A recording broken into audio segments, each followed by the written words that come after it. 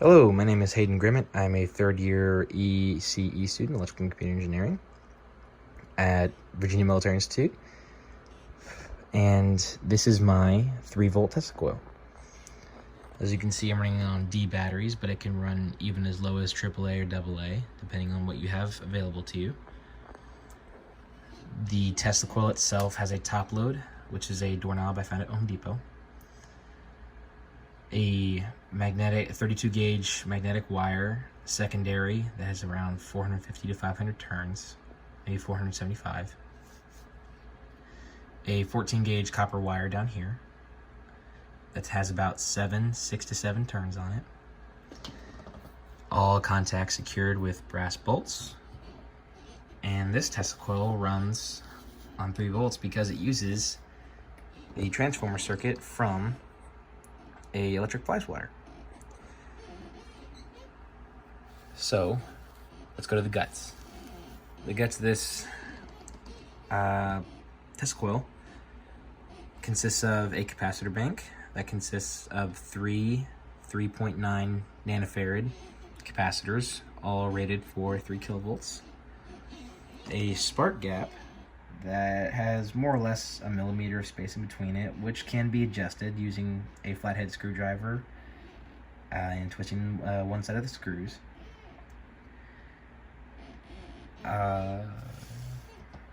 Contacts for your voltage source. And everything hooked up accordingly. So let's go to the hookups. So this primary circuit, one contact from the primary is connected directly to the spark gap, and one part of the primary is connected directly to the capacitor bank. Okay, now for the capacitor bank. The capacitor bank consists of 3.9 nanofarad, 3 kilovolt film capacitors, polyurethane capacitors, connected in series. One end is connected to the primary, and the other end is connected directly to the spark gap.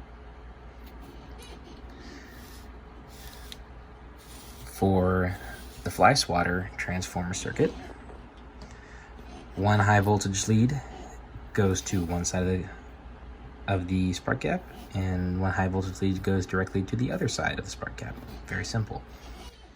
The spark gap itself, if you haven't put the clues together, this one has the capacitor bank and one of the high voltage leads from the transformer circuit connected to it, and this one has a primary coil, one of the primary leads from the primary coil attached to it, and a high voltage lead from the capacitor bank, or from the fly swatter transformer.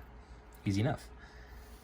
Up here, the secondary coil needs to be grounded, so I made a contact here that leads to a counterpoise, so that the secondary is now grounded.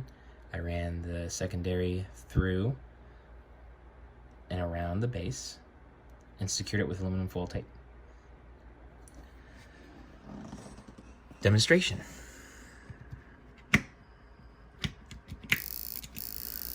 There we go, turns on. There's our spark gap running as it should. I'll grab something metal. You could use your finger too. Fingers always work. Very safe. AC sparks. Takes a lot more than that to kill you. But something metal just always works better. Very, very fun stuff. Get my camera to focus. There we go.